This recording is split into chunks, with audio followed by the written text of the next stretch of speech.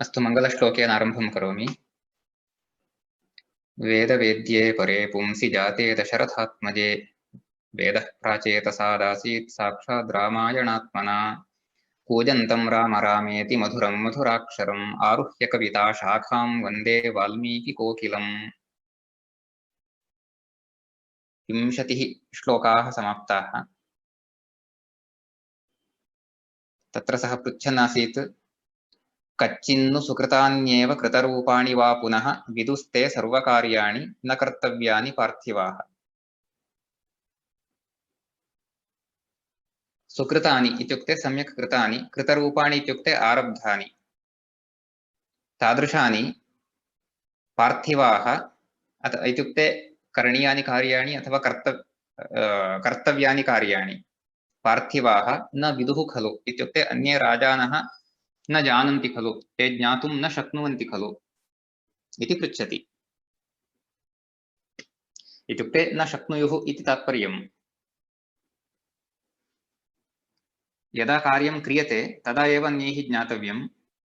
इत्युक्ते कार्यस्य परिणामः यदा दृश्यते तदा एव अन्यैः ज्ञातव्यं, ततः पूर्वं न ज्ञातव्यम् इति तत्र तात्पर्यम्।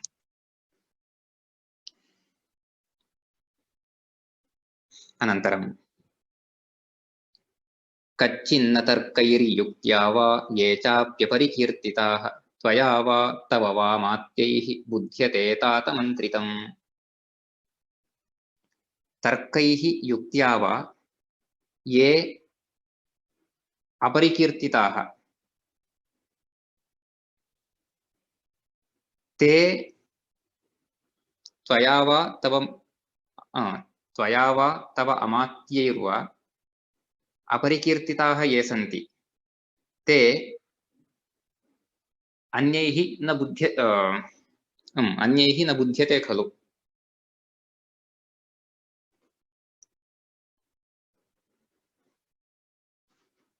त्वया मन्त्रितं यत्किमपि यः कोऽपि कृतः चेत्, इदानीं पूर्वं किमुक्तं, यदा मन्त्रः कृतः तदानीम् एकेन मन्त्रः न कर्तव्यः, अपि तु द्वाभ्यां वा त्रिभिः वा मिलित्वा मन्त्रः कर्तव्यः। एवमेव बहुभिः जनैः सह मिलित्वा अपि मन्त्रः न कर्तव्यः। अपि च यः मन्त्रः क्रियते सः अन्यैः न ज्ञातव्यः इत्येतत् सर्वम् उक्तम्।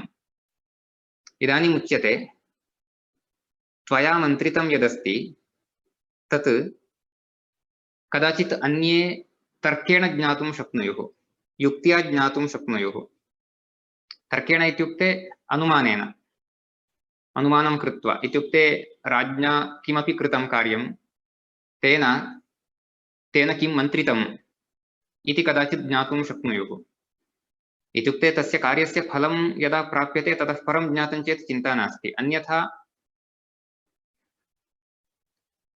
यत् कार्यं तेन कर्तुमिष्टं तत् सफलं न भवेत्।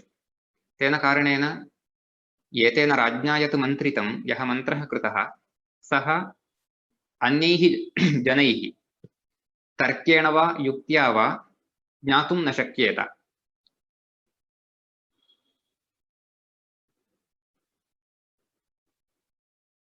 ये चापि अपरिकीर्तिताः इति अपरिकीर्तिताः इत्युक्ते अनुक्ताः इत्युक्ते स्वयं नोक्तम्।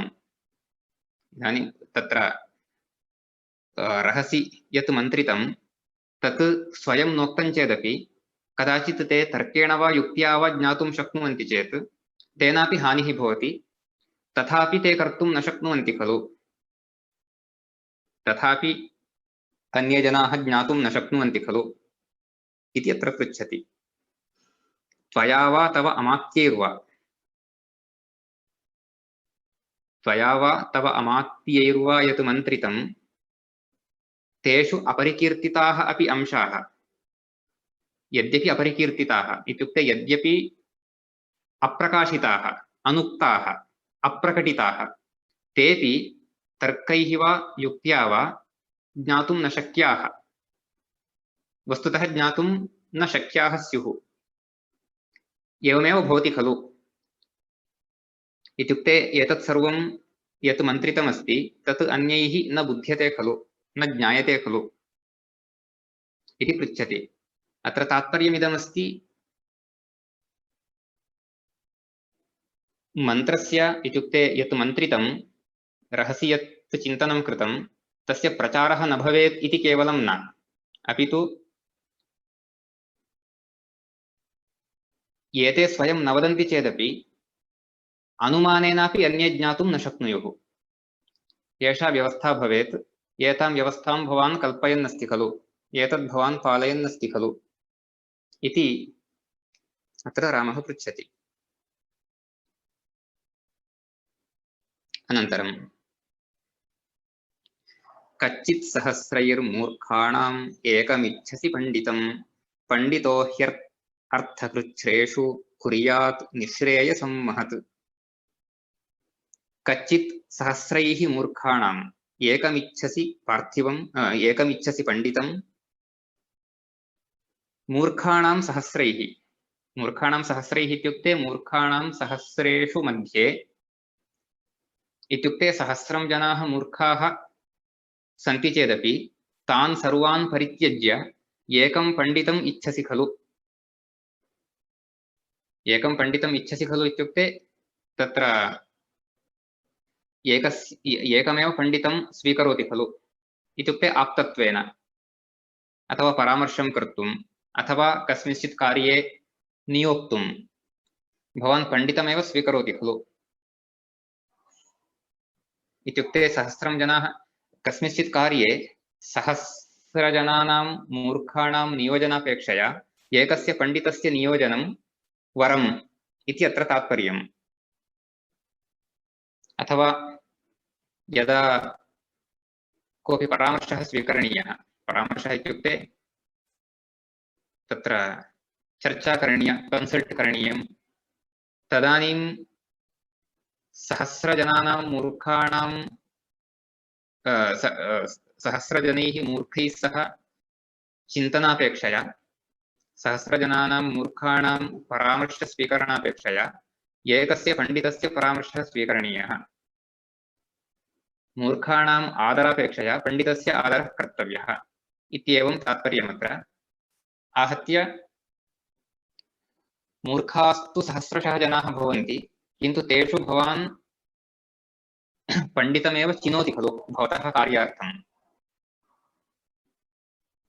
इति अत्र पृच्छति। किमर्थम् एतत् पृच्छति?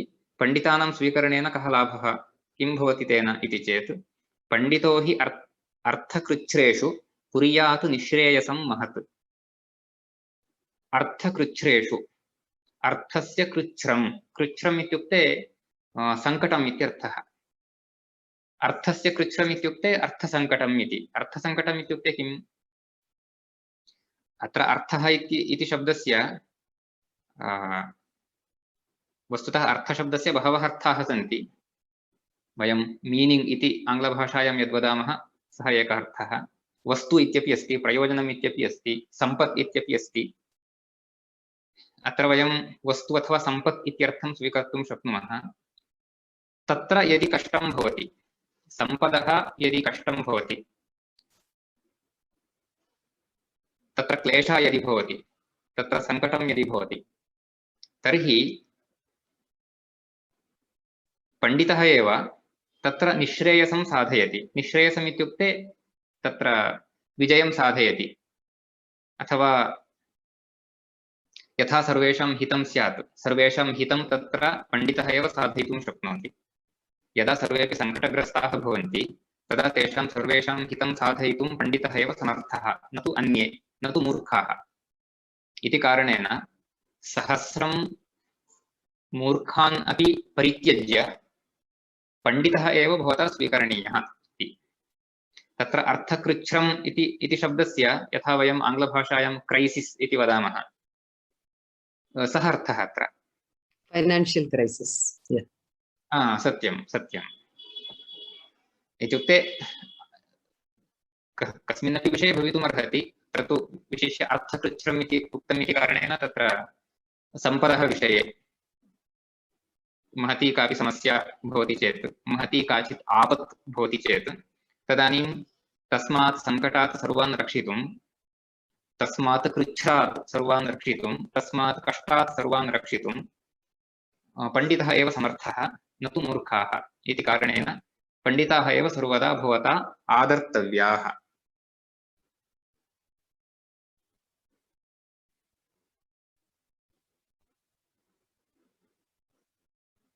एकक्षणम्।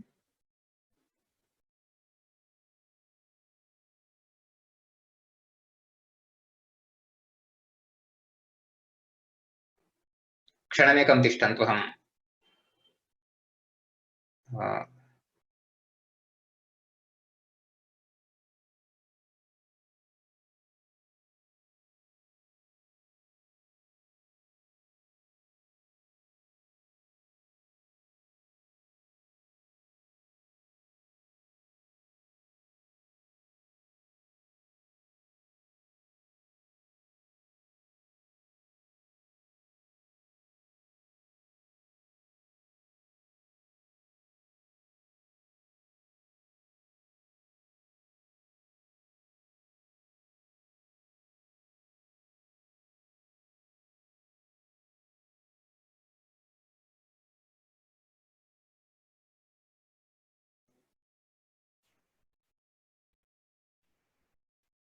हरि ओम्।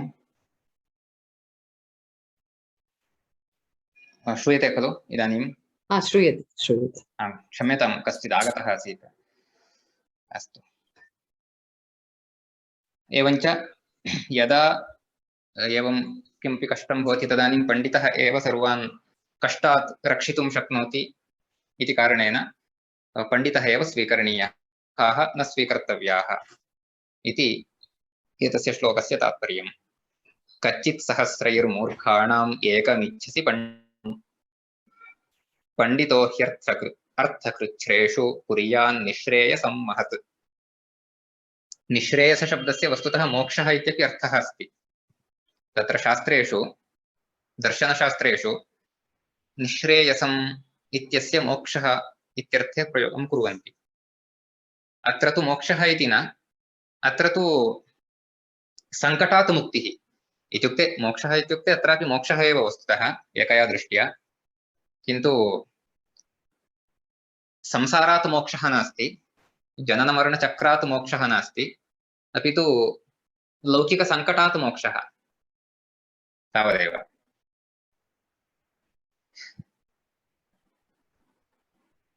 अनन्तरं सहस्राण्यपि मूर्खाणां यद्युपास्ते महीपतिः अथवाप्ययुतान्येव नास्ति तेषु सहायता। मूर्खाणां सहस्राण्यपि यदि महीपतिः उपास्ते अथवापि अयुतानि, अयुतम् इत्युक्ते दशसहस्रम् इत्यर्थः। सहस्रं वा मूर्खान्, तत्र केवलं सहस्रं मूर्खान् इति न, मूर्खाणां सहस्राणि इति अस्ति। मूर्खाणां सहस्राणि इत्युक्ते मूर्खाणां बहूनि सहस्राणि इत्युक्ते अनेकसहस्रं मूर्खाः सन्ति इत्यर्थः। इत्युक्ते अनेकसहस्रं मूर्खाः सन्ति इति तान् यदि महीपतिः उपास्ते इत्युक्ते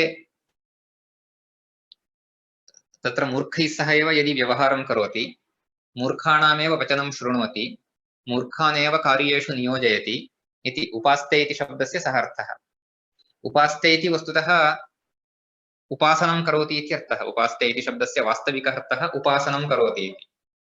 उपासनम् अथवा उपासना इति शब्दद्वयमपि अस्ति। तस्य तु अर्थः प्रसिद्धः। इत्युक्ते तेषाम् उपचारं करोति, तेषामेव हितचिन्तनं करोति, ते यथा इच्छन्ति तथा करोति, तान् सन्तोषयति, तानेव कार्येषु नियोजयति, तेषामेव परामर्शं स्वीकरोति इत्येवं मूर्खाणाम् उपासनम् इत्युक्ते एवं रीत्या। एवं यदि महीपतिः करोति, मूर्खाणां सहस्राणि इति न, मूर्खाणाम् अयुतानि वा इत्युक्ते एकम् अयुतम् इत्युक्ते दशसहस्रम् इति संख्या भवति। सहस्रं ततः परम् अयुतम् एवं दशगुणं यथा यदा यदा यदा वर्धयामः तदा तत्र एकं दश शतं सहस्रं सहस्रम् इत्यनन्तरम् अयुतम् इति भवति। ततः परं लक्षं ततः परं नियुतम् इत्येवं तत्र एवं क्रमेण संख्याः भवन्ति। कोटिः अर्बुदः इत्येवं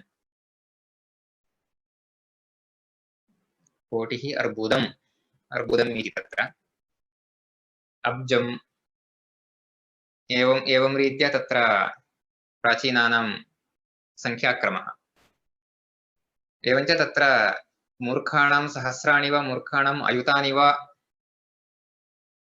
यत् उपास्ते महीपतिः तेन किं भवति इति अत्र वदति। नास्ति तेषु सहायता, तेषु कापि सहायता न भवति इत्युक्ते तेभ्यः कोऽपि लाभः प्राप्तुं न शक्यते। महीपतिः तेभ्यः कमपि लाभं प्राप्तुं न शक्नोति, तेषु सहायता न भवति। सहायता इति शब्दस्य मैत्री इत्यपि अर्थः भवति। सहायः इति शब्दस्य मित्रम् इत्यर्थः। सहायता इत्युक्ते मित्रत्वं, स्नेहः, मैत्री इति। तत्र मैत्री न भवति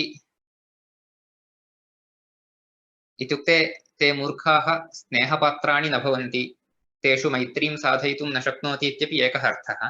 द्वितीयः अर्थः भवति तेभ्यः लाभं प्राप्तुं न शक्नोति, ते साहाय्यं कर्तुं न शक्नुवन्ति, तेभ्यः उचिते काले साहाय्यं प्राप्तुं न शक्नोति महीपतिः।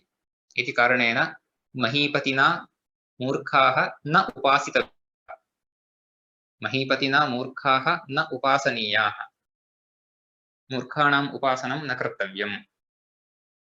तत्र उपास्ते इति क्रियापदं तु जानीयुः प्रायः, द्वितीयगणे भवति। उपास्ते, उपासाते, उपासते इत्येवं तस्य रूपाणि भवन्ति। अस्तु, प्रसङ्गवशात् एतदपि वदामि। तत्र क्रियापदानाम् एतेषां रूपाणि ज्ञातव्यानि चेत् पुस्तकान्यपि बहूनि सन्ति। बृहद्धातुकुसुमाकरः इत्येवमादीनि पुस्तकान्यपि सन्ति। धातुचन्द्रिका इत्यस्ति। संस्कृतभारत्या प्रकाशितमपि पुस्तकमस्ति, कृदन्तरूपनन्दिनी इति, धातुरूपनन्दिनी इत्येवं पुस्तकद्वयं। तथैव अष्टाध्यायी.com इत्यत्रापि वयं प्राप्तुं शक्नुमः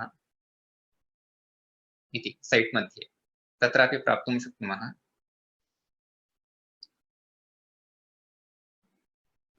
अहं केवलं तत्र अन्वेष्टुं सरलं भवतु इति कारणेन केवलं कस्मिन् गणे अथवा तस्य लट्लकाररूपं किम् अथवा लट्लकारस्य रूपाणि कानि इत्येतावद् वदामि। एतदाधारेण भवन्तः तत्र प्राप्तुं शक्नुवन्ति। अत्र उपास्ते इति उप इत्युपसर्गः अत्र असधातु। आस्ते, आसाते, आसते इत्येतत् क्रियापदं तु प्रसिद्धम्। उप इति तत्र उपसर्गः योजनीयः। उपास्ते, उपासाते, उपासते एवं रूपाणि भवन्ति।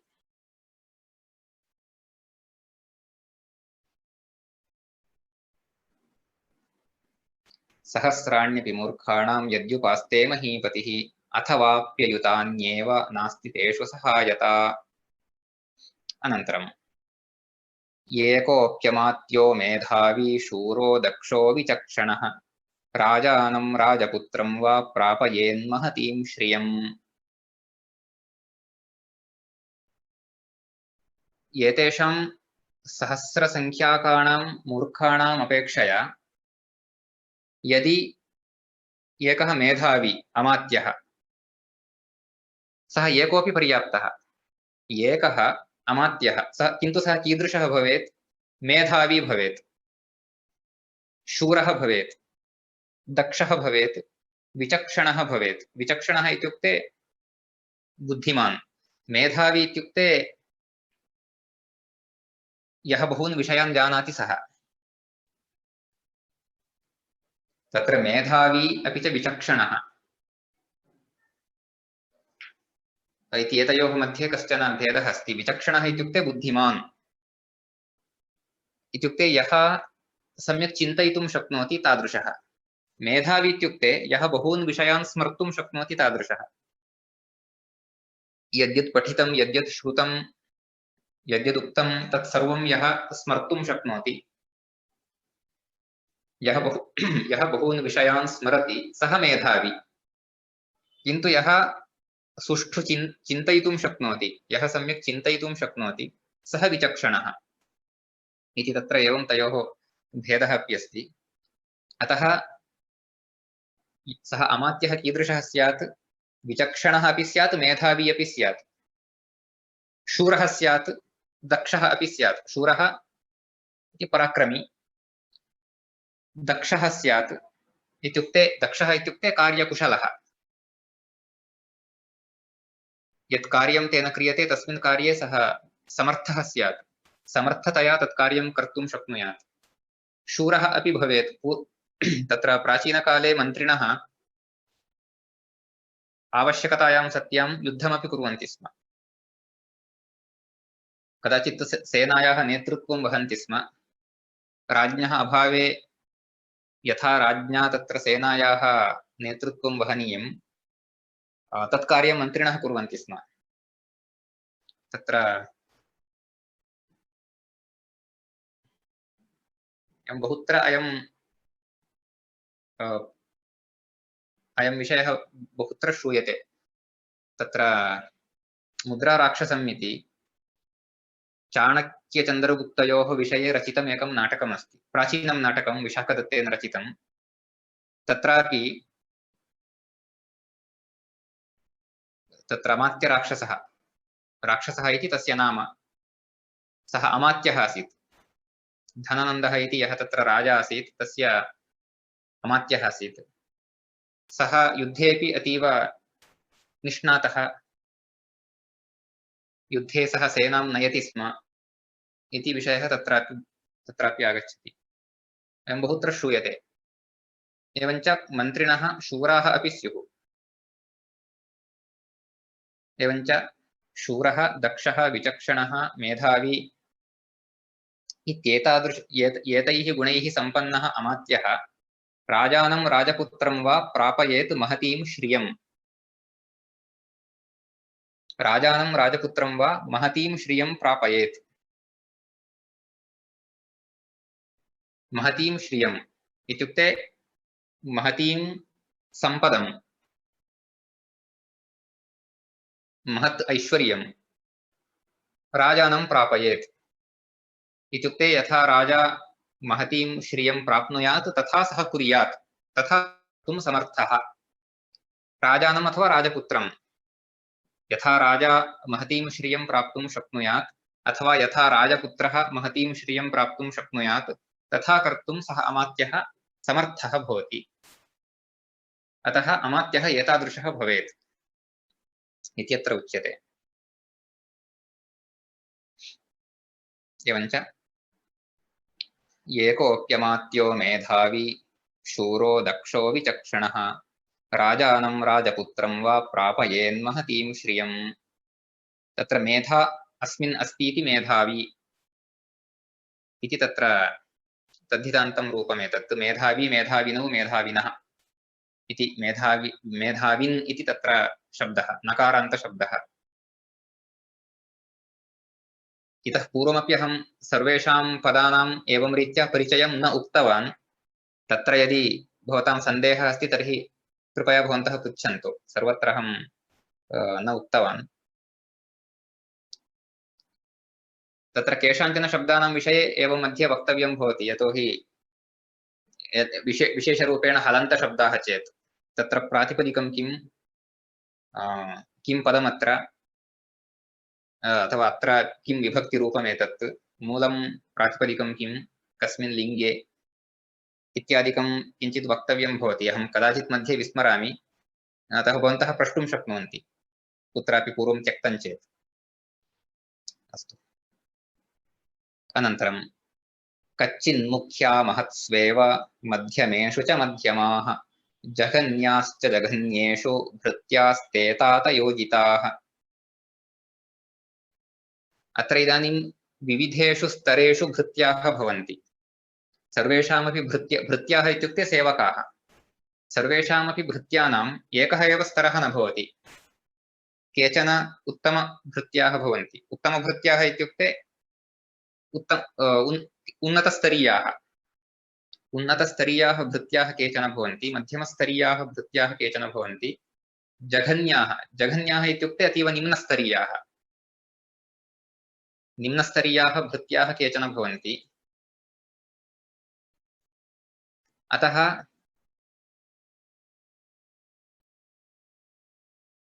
महत्सु कार्येषु,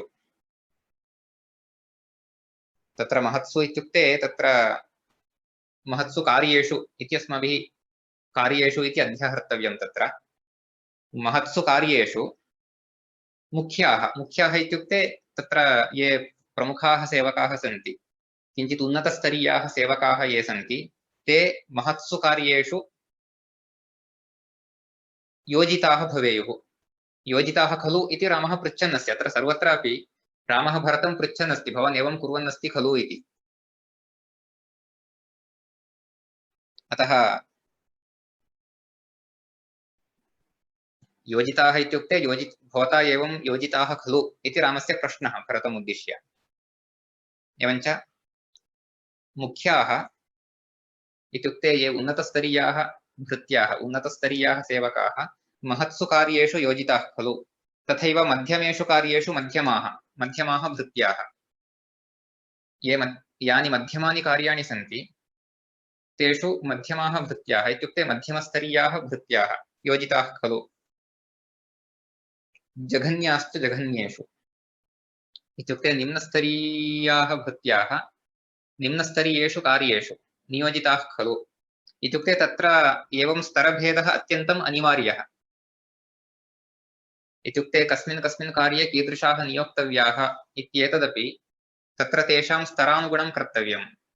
कार्यस्य यत् महत्त्वमस्ति तदनुगुणं तथैव सेवकानां यः स्तरः अस्ति, स्तरः इति तत्र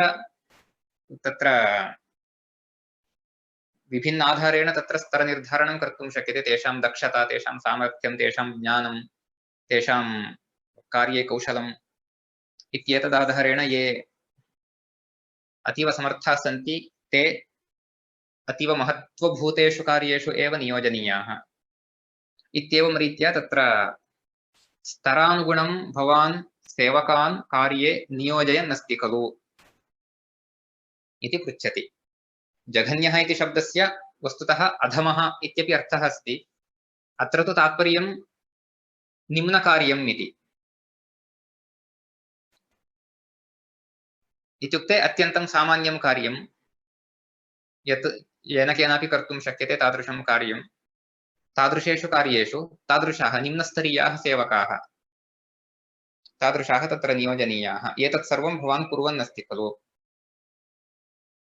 अनन्तरम् अमात्यान् उपधातीतान् पितृपैतामहान् शुचीन् श्रेष्ठान् श्रेष्ठेषु कच्चित्त्वं नियोजयसि कर्मसु। श्रेष्ठेषु कार्येषु भवान् श्रेष्ठान् एव नियोजयन् अस्ति खलु। यानि श्रेष्ठानि कार्याणि इत्युक्ते अतीव महत्त्वभूतानि कार्याणि, महता प्रयासेन महता ज्ञानेन साधनीयानि कार्याणि यानि सन्ति तेषु कार्येषु भवान् श्रेष्ठान् एव नियोजयन् अस्ति खलु। श्रेष्ठाः इत्युक्ते कीदृशाः? अमात्याः। तेषु कार्येषु अमात्याः एव नियोजनीयाः। कथं? ते अमात्याः कीदृशाः भवेयुः? उपधातीताः। उपधा इत्युक्ते ब्रैब् इति वदन्ति खलु आङ्ग्लभाषायां, सः अर्थः उपधा इत्युक्ते।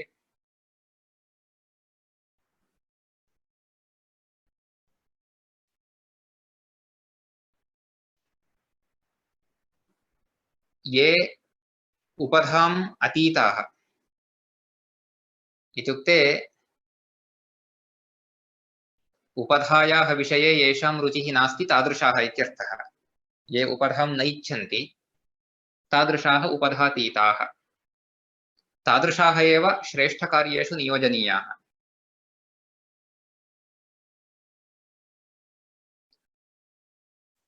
कीदृशाः भवेयुः ते अमात्याः पितृपैतामहान्। तत्र पितृपैतामहान् इति शब्दस्य तत्र एवम् अर्थः स्वीकरणीयः भवति,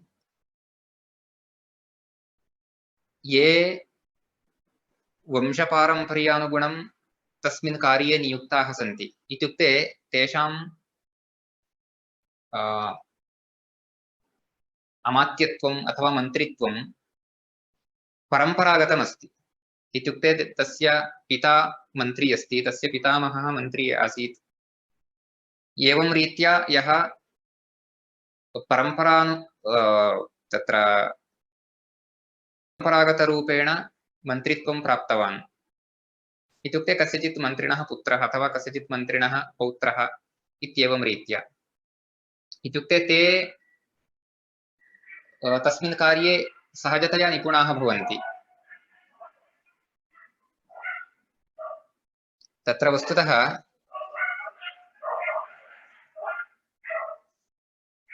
एतत् प्रसङ्गवशात् अहं वक्तुमिच्छामि यत् यत्किमपि कार्यं परम्परानुगुणं किमर्थं पूर्वं भवति स्म इत्युक्ते तस्मिन् कार्ये परम्परायां काचित् वृत्तिः भवति, तस्याः वृत्तेः काचित् परम्परा। इत्युक्ते पिता एतामेव वृत्तिं करोति, पितामहः एतामेव वृत्तिं करोति, प्रपितामहः अपि एतामेव वृत्तिं कृतवान् आसीत् इत्येवमस्ति चेत् इदानीं पुत्रः अपि तां वृत्तिं समर्थतया कर्तुं शक्नोति। इत्युक्ते तत्र तादृशं कौशलं भवति तस्य।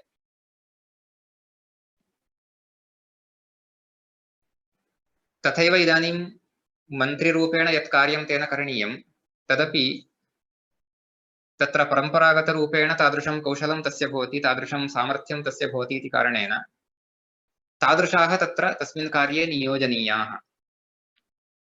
इत्युक्ते एषः एव मापदण्डः इति न, एषः एव मानदण्डः इति न, किन्तु अत्र आनुकूल्यम् अधिकं भवति, अत्र तादृशसामर्थ्यस्य सम्भावना अधिका भवति इति कारणेन भवान् तादृशानेव नियोजयन् अस्ति खलु। पुनः ते मन्त्रिणः कीदृशाः भवेयुः? शुचयः। ते मन्त्रिणः शुचयः भवेयुः। अत्र शुचिः इति इकारान्तशब्दः,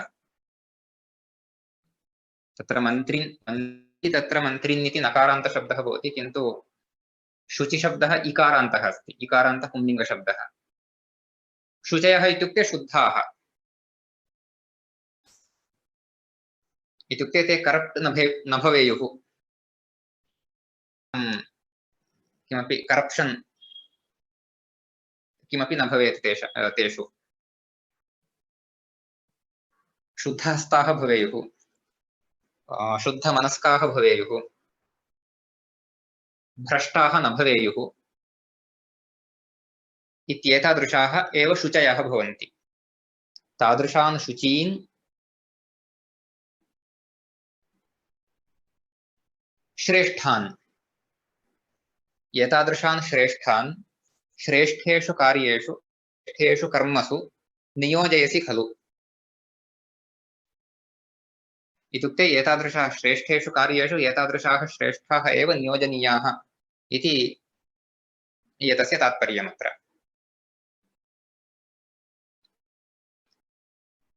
अनन्तरं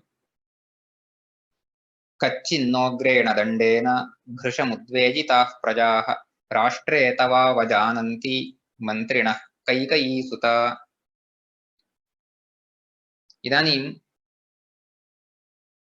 राजा तु तत्र ये दुष्टाः सन्ति तेषां दण्डनं कुर्यात्।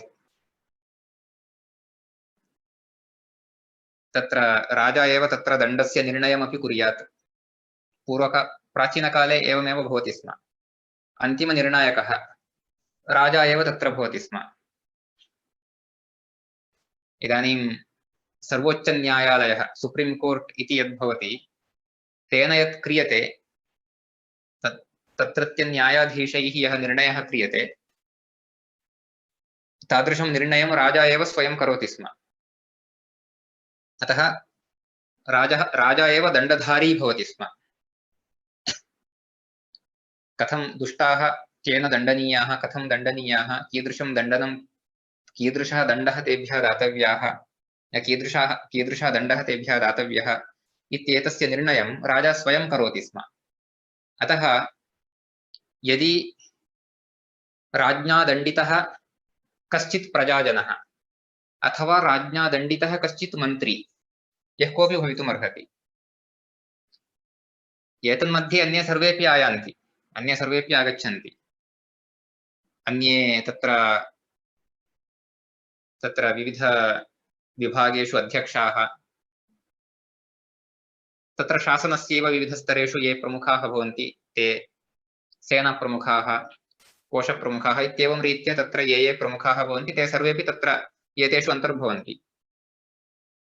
तत्र मुख्यरूपेण प्रजाः मन्त्रिणश्च इति उक्तम्। अतः राज्ञा दण्डिताः याः प्रजाः, अत्र प्रजा इति शब्दः स्त्रीलिङ्गे एव भवति। अथ यदि पुंलिङ्गे वक्तव्यं तर्हि प्रजाजनः इति शब्दः प्रयोक्तव्यः, प्रजास्तु स्त्रीलिङ्गे एव भवति। अतः याः प्रजाः इत्युक्ते तत्र महिलाः पुरुषाः इत्येते सर्वे अन्तर्भवन्ति। प्रजाः इति स्त्रीलिङ्गे अस्ति इत्युक्ते केवलं तत्र स्त्रियः महिलाः केवलम् अर्थः नास्ति, तत्र महिलाः पुरुषाः इत्येते सर्वे अन्तर्भवन्ति। तान् सर्वान् आहत्य प्रजाः इति शब्दः प्रयुज्यते। अपि च बहुवचने एव एतस्य प्रयोगः भवति। प्रजा इति एकवचने प्रयुक्तं चेत् अपत्यम् इत्यर्थः, पुत्रः अथवा पुत्री। तत्रापि प्रजा इति यद्यपि स्त्रीलिङ्गे अस्ति तथापि केवलं पुत्री इत्यर्थः न, अपि तु पुत्रः इत्यपि भवति। पुत्रः अथवा पुत्री इति उभयथापि भवितुमर्हति।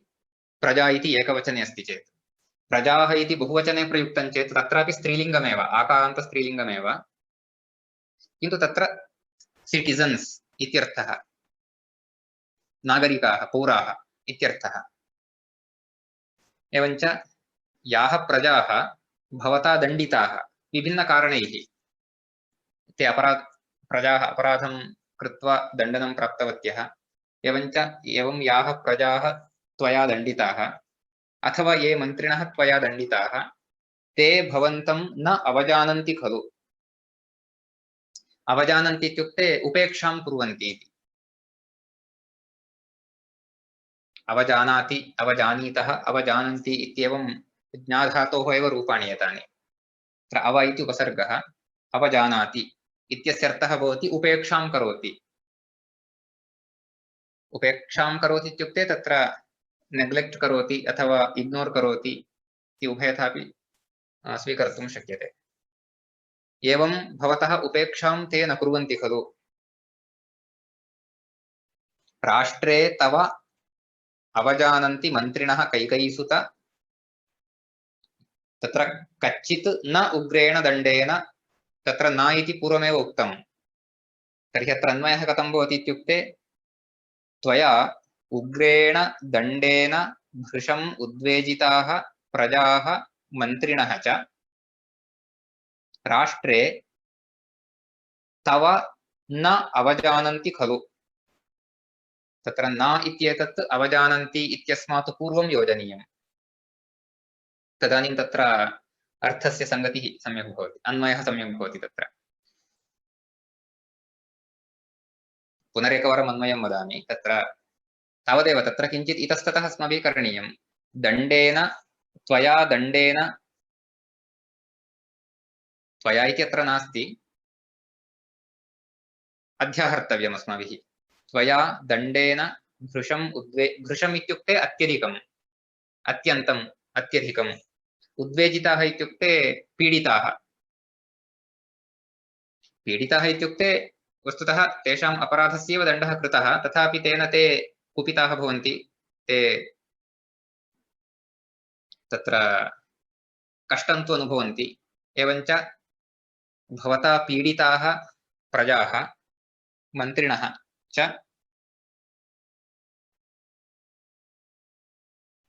राष्ट्रे तव न अवजानन्ति खलु, राष्ट्रे तव न अवजानन्ति कच्चित्, ते तव उपेक्षां न कुर्वन्ति खलु इति पृच्छति। इत्युक्ते एतदपि द्रष्टव्यम् इति।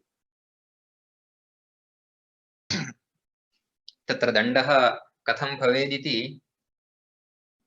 चाणक्यः अपि तस्य अर्थशास्त्रे वदति। यदि दण्डः उग्रः भवति तर्हि प्रजाः उद्वेजिताः भवन्ति, किन्तु यदि दण्डः अतीव मृदुः भवति तर्हि तत्र शासनस्य पालनं केऽपि न कुर्वन्ति। तेन कारणेन तत्र दण्डः कीदृशः भवेत् इति विषयेपि तत्र विस्तरेण वदति। तथा इदानीं विस्तरेण वक्तुम् अहं न शक्नोमि, किन्तु दण्डस्य लक्ष्यं किम् इति चेत् तत्र अपराधानां संख्या न्यूना भवेत्, प्रजाजनाः अपराधं न कुर्युः, राष्ट्रे कुत्रापि अशान्तिः न स्यात्। एतत् सर्वं निर्वोढुं राज्ञा दण्डः तु अवश्यं कल्पनीयः, किन्तु सः दण्डः अति उग्रः न भवेत्, अतीव मृदुः अपि न भवेत्। एवं रीत्या तत्र प्रजानां पालनं कर्तव्यम् इति तात्पर्यमत्र। कच्चित्त्वां नावजानन्ति याजकाः पतितं यथा उग्राप्रतिगृहीतारं कामयानमिव स्त्रियः।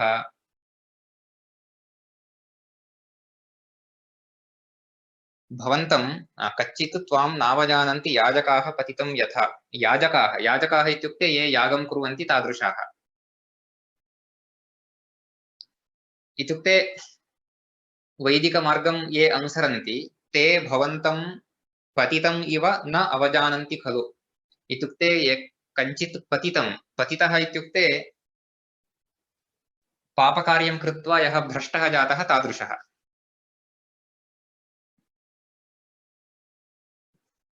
यः पापग्रस्तः अस्ति तादृशः पतितः भवति, तादृशः एव पतितः इत्युच्यते। इत्युक्ते तत्र महान्तः दोषाः, महन्ति पापानि यानि भवन्ति तादृशानि पापानि कृत्वा यः दोषं प्राप्तवान्, यः तेन कारणेन यः भ्रष्टः जातः तादृशं यथा वैदिकमार्गावलम्बिनः अवजानन्ति, तादृशस्य उपेक्षां यथा वैदिकमार्गावलम्बिनः कुर्वन्ति, तथा भवतः अपि उपेक्षां न कुर्वन्ति खलु। इत्युक्ते पतितं यथा पश्यन्ति तथा भवन्तं ते न पश्यन्ति खलु। इत्युक्ते भवतः व्यवहारः तादृशः नास्ति खलु इति। पुनः वदति उग्राप्रतिगृहीतारं कामयानमिव स्त्रियः इति। एतस्य अर्थविषये कश्चन तत्र क्लेशः तु अस्ति। तत्र सर्वेषु व्याख्यानेषु समानं विवरणं तत्र न दत्तं। तत्र उग्राः इत्युक्ते उग्रः इति कश्चित् एकं कुलं तत्, तस्मिन् कुले जाताः स्त्रियः याः सन्ति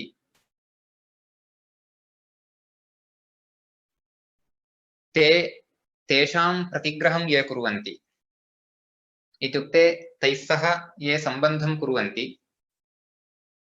तादृशाः उग्राप्रतिगृहीतारः इति। एतदेकं विवरणं तत्र दत्तं व्याख्याने। एवञ्च तादृशीं स्त्रियं कामयानः इत्युक्ते तादृशीं स्त्रियं यः कामयते, तादृशीं स्त्रियं यः इच्छति, तत्र कामयानः इति आर्षप्रयोगः।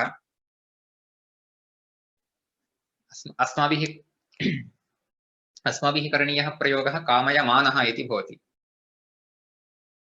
इत्युक्ते यः कामयते सः, यः इच्छति सः।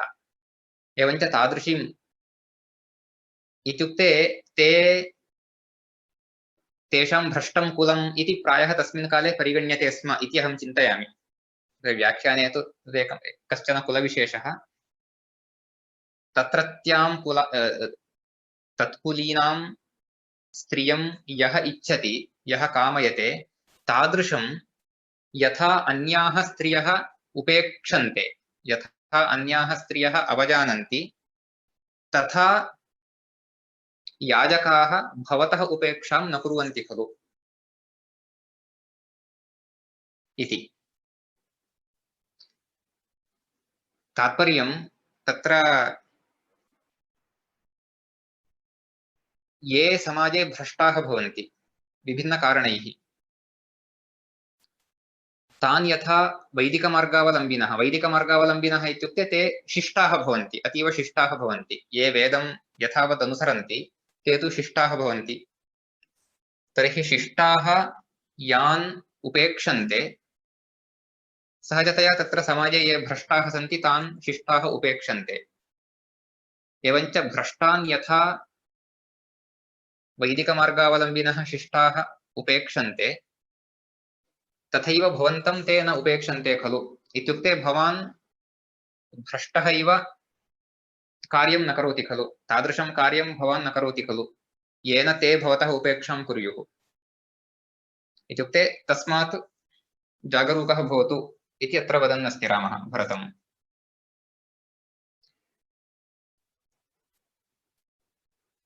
कच्चित् त्वां नावजानन्ति याजकाः पतितं यथा उग्राप्रतिगृहीतारं कामयानमिव स्त्रियः।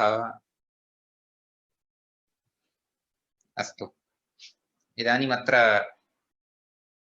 एतावत्सु श्लोकेषु प्रश्नाः सन्ति चेत् कृपया पृच्छन्तु।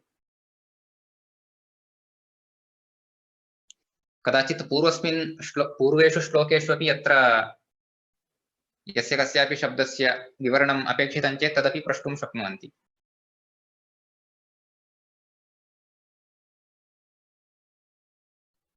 अन्तिमश्लोकस्य एकवारं अन्वयः वदतु महोदय।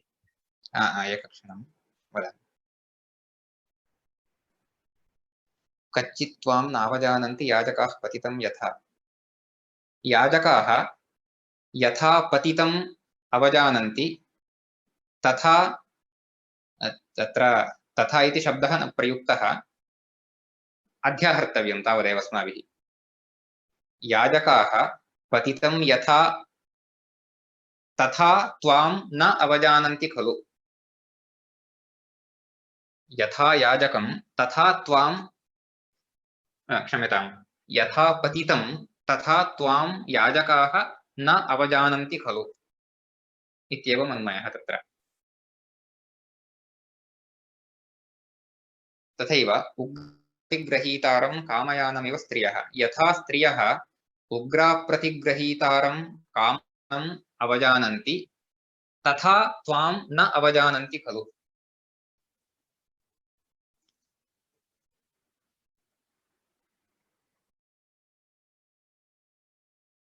इत्युक्ते उग्रप्रतिगृहीतारं कामयानं यथा स्त्रियः अवजानन्ति तथा याजकाः त्वां न अवजानन्ति खलु इत्येवं तत्र अन्वयः करणीयः। तत्र उग्रप्रतिगृहीतारम् इत्यस्य विवरणं सर्वत्र समानं न दत्तम्।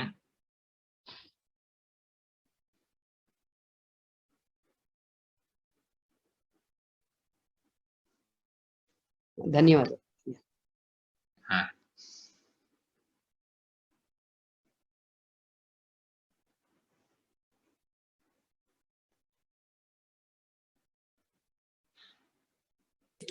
महोदय, शूरः इत्युक्ते गतसप्ताहे भवान् उक्तवान् यः शास्त्रं श्रुतवन्तः इति।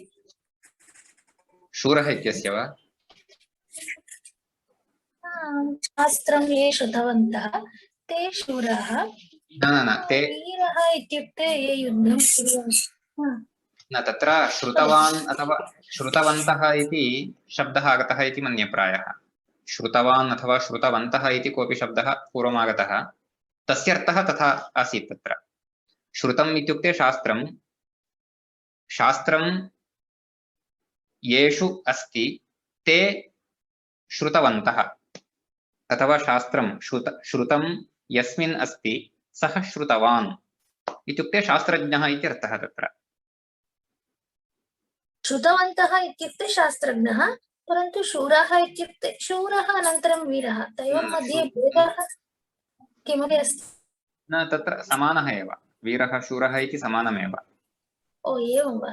अस्तु, अहं चिन्तितवती तदा मम कन्फ्यूजन् कदाचित् तथा अर्थभेदः शूरः धीरः इत्येतयोर्मध्ये भवति। तत्र धीरः इति शब्दस्य धैर्यवान् इत्यस्य अर्थः, तथैव धीरः इत्यस्य बुद्धिमान् इत्यपि अस्ति। यतोहि तत्र धीरः इति शब्दः धीः इति शब्देन आगतः। धीः इति शब्दात् हा सत्यं, धीः, तत्र धीः इत्युक्ते बुद्धिः खलु। अस्तु अस्तु अस्तु। धियम् ईरयति इति धीरः इत्येवं तस्य व्युत्पत्तिं वदन्ति। अस्तु महोदय। अतः धीरः इत्यस्य बुद्धिमान् इत्यर्थः भवितुम् अर्हति, किन्तु शूरः इत्यस्य तु पराक्रमी इत्येव।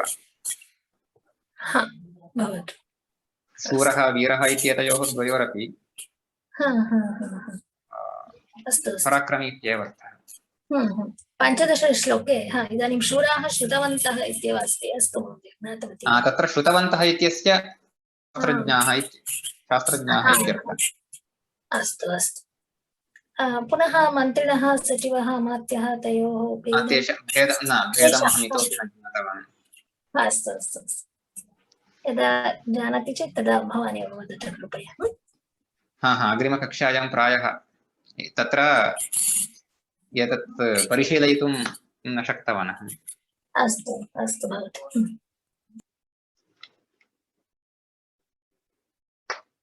महोदय, अत्र निःश्रेयसम् इति शब्दः अस्ति खलु, तत्र निर् इति उपसर्गः मन्ये। सत्यं। तर्हि रकारस्य विसर्गः कथं? तत्र विसर्गसन्धेः विपरीतमेव तत्र आगच्छति वा? निस् इति तत्र उपसर्गः निर् खलु, निर् वा निस्? निस् इत्यपि उपसर्गः स्वीकर्तुं शक्यते। न, उभयथापि तत्र रेपः अस्ति चेदपि पुनः सकारः भवति, विसर्गः भवति। अन्ततो गत्वा तत्र निर्रिति वा उपसर्गं स्वीकरोतु, निस् इति वा स्वीकरोतु, उभयथापि तत्र निःश्रेयसम् इत्यत्र तु तत्र विसर्गः स्यात् अथवा सकारः स्यात्। रूपद्वयमपि भवति, विसर्गसहितं रूपमपि अस्ति। विसर्गस्य स्थाने सकारयुक्तमपि रूपम्। इत्युक्ते तत्र श्रेयसम् इत्यत्र शकारः अस्ति, विसर्गस्य स्थाने सकारः एव आगतः चेत् तत्र स्तुत्वसन्धिः भवति, तर्हि शकारद्वित्वं भवति तत्र। अतः शकारद्वित्वसहितम् एकं रूपं, शकारद्वित्वयुक्तम् एकं रूपं, द्वितीयं रूपं विसर्गः ततः परं शकारः इति, यथा अत्र दत्तम् अस्मिन् पुस्तके। अतः तत्र निस् इति उपसर्गं स्वीकुर्मः चेदपि एवमेव रूपं भवति, निर् इति उपसर्गं स्वीकुर्मः चेदपि एतदेव रूपद्वयं भवति।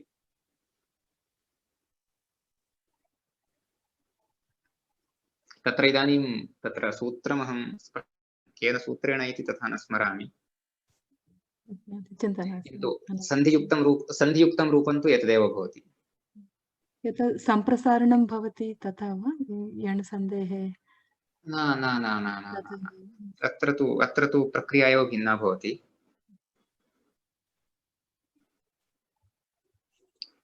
तत्र अहं किमपि सूत्रं न स्मरामि इदानीं, किन्तु रूपं तु तत्र निस्सिति वा निरिति वा तयोः मध्ये कोऽपि उपसर्गः भवतु, अत्र अग्रे शकारः अस्ति चेत् सकारो वा शकारो वा शकारो वा कोऽपि अस्ति चेत् तत्र विसर्गः स्यात् अथवा सकारः स्यात्।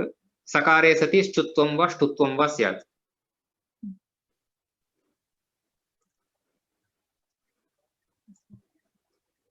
अस्तु महोदय, अनन्तरम् अन्यः प्रश्नः अस्ति, संख्येयं द्वयोः भेदः कः? यथा सहस्राणि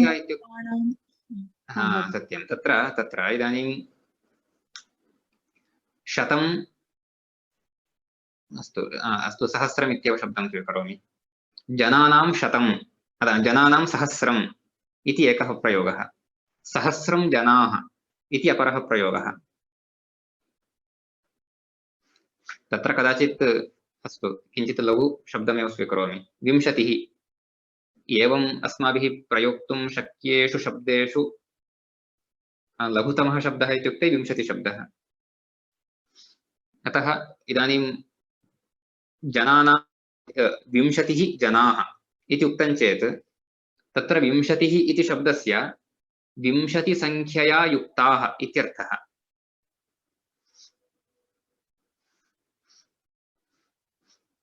20 इति या संख्या अस्ति तया संख्यया युक्ताः इत्यर्थः भवति 20 इत्यत्र। कस्मिन् वाक्ये 20 जनाः इति वयं प्रयोगं कुर्मः चेत् 20 इति यत् नम्बर् अस्ति, या संख्या अस्ति तया संख्यया युक्ताः इत्यर्थः 20 इत्यस्य भवति तत्र। एतदेव संख्येयम् इत्युच्यते। संख्येयम् इत्युक्ते यस्य गणना करणीया अस्ति ते येषां गणना करणीया ते संख्येयाः इत्युक्ते अत्र जनानां गणना करणीया। अत्र वस्तुतः संख्येयाः के 20 जनाः इत्यत्र जनाः संख्येयाः इत्युक्ते जनानां तत्र गणना क्रियते। 1 2 3 इत्येवं रीत्या 20 पर्यन्तं तेषां गणना क्रियते। अतः जनाः संख्येयाः। तेषां विशेषणरूपेण 20 इति शब्दः प्रयुज्यते। तदानीं तत्र अर्थः कः भवति? 20 इत्यस्य 20 संख्यया युक्ताः इति। किन्तु किञ्चित् भिन्नप्रयोगं करोमि चेत् जनानां 20 अस्मिन् प्रकोष्ठे जनानां 20 अस्ति, 20 जनाः सन्ति इति वक्तव्यं। किन्तु जनानां 20 इत्यत्र 20 इति शब्दः एकवचने प्रयुज्यते। तर्हि जनानां 20 इत्यत्र 20 शब्दस्य अर्थः कः? शुद्धसंख्या एव तत्र अर्थः। जनानां 20 इत्युक्ते अत्र प्रकोष्ठे विद्यमानानां जनानां संख्या 20 इति। तर्हि तत्र 20 शब्दः संख्यावाचकः इत्युक्ते केवलं संख्यां बोधयति। तत्र तया संख्यया युक्ताः जनाः इत्यर्थं न बोधयति 20 इति शब्दः। केवलं संख्यां तत्र बोधयति।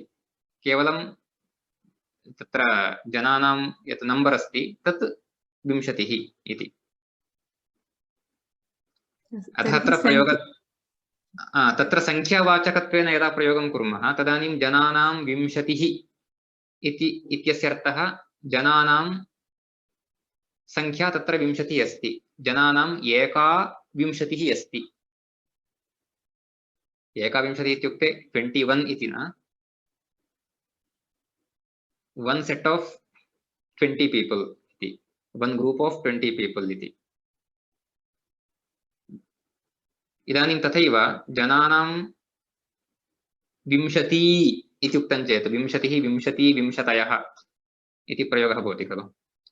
अत्र वयं संख्यावाचकत्वेन जनानां 20 इति वदामः चेत् जनानां 22 अस्ति इत्यर्थः। जनानां 20 स्तः इत्युक्ते 40 जनाः सन्ति इति। तथैव जनानां 23 इति प्रयोगः क्रियते चेत् 60 जनाः सन्ति इत्यर्थः।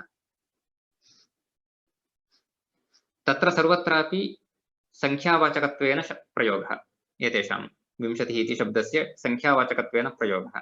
किन्तु 20 जनाः इत्यत्र संख्यावाचकत्वेन न, अपि तु संख्येयवाचकत्वेन। यतोहि जनाः अत्र संख्ये तेषां विशेषणत्वेन प्रयोगः क्रियते।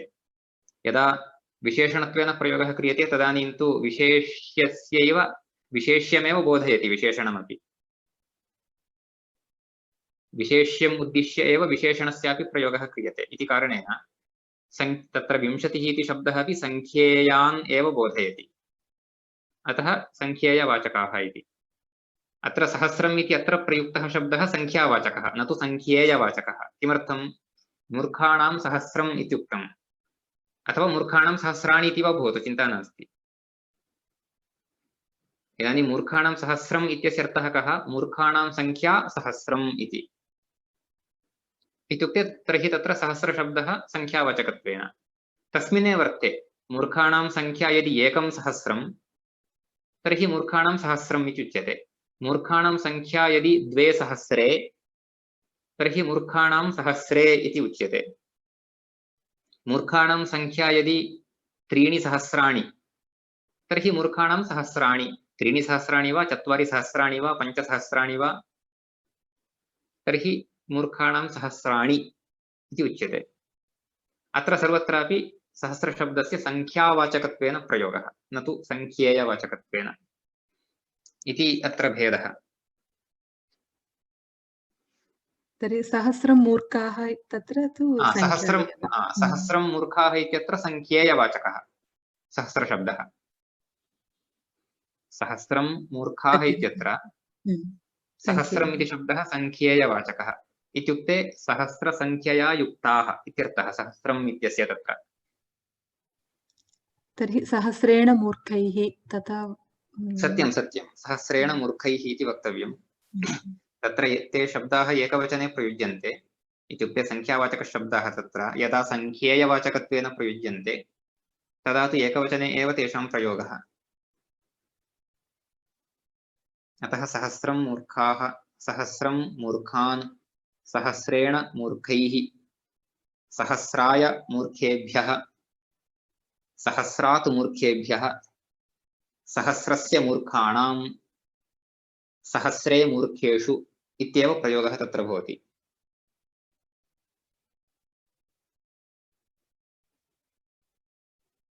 अस्तु महोदय, बहु धन्यवादः।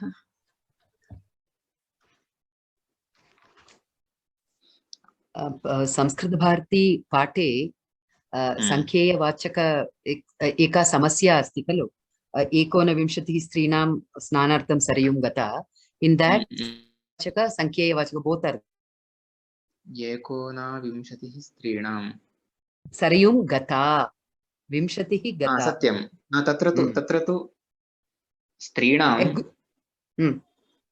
20 सरयुं गता इति, कर्ता 20, सत्यं, तत्र 20 इति संख्यावाचकत्वेन, सत्यम्, अतः तत्र 20 इति संख्यावाचकत्वेन संख्यावाचकः सत्यं।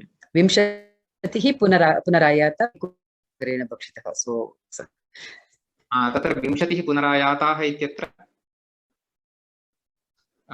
20 इति संख्येयवाचकत्वेन सत्यम्।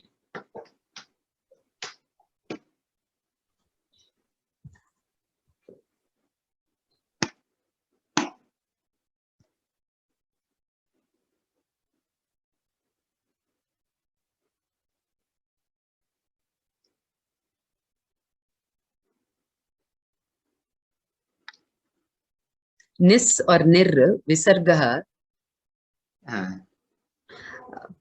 बहूनि बहवः शब्दाः सन्ति खलु, लाइक निस्सङ्गः, निहि सङ्गः, वी राइट विद द निहि सङ्गः।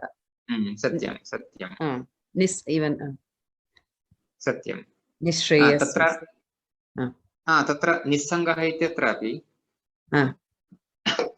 निस् प्लस संग, निर प्लस संग, उभयतापि निस्सङ्गः इत्येव भवति, उभयतापि सत्यं, तत्रापि निस्सङ्गः इत्येव रूपं, निर्सङ्गः इति न भवति निस्सेषं, सत्यं सत्यं, तत्र सर्वत्रापि निस्सङ्गः इत्यत्र सकारद्वित्वसहितमपि अस्ति, एकः विसर्गः एकः सकारः इति एवमपि भवति, रूपद्वयमपि तत्र भवति, निस्सङ्गः इत्यत्रापि तथैव भवति।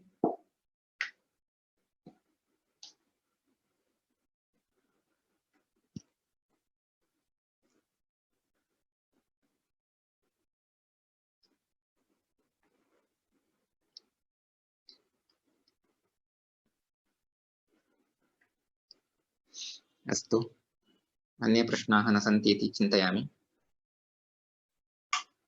तर्हि समापयामो वा?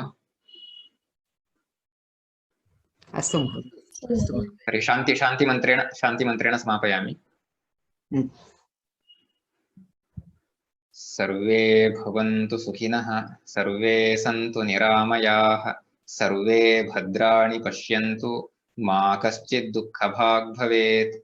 ॐ शान्तिः शान्तिः शान्तिः।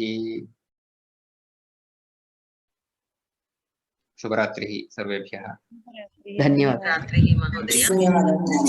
सप्ताहे पुनः मिलामः। आम्, अग्रिमसप्ताहे मिलामः। धन्यवादः।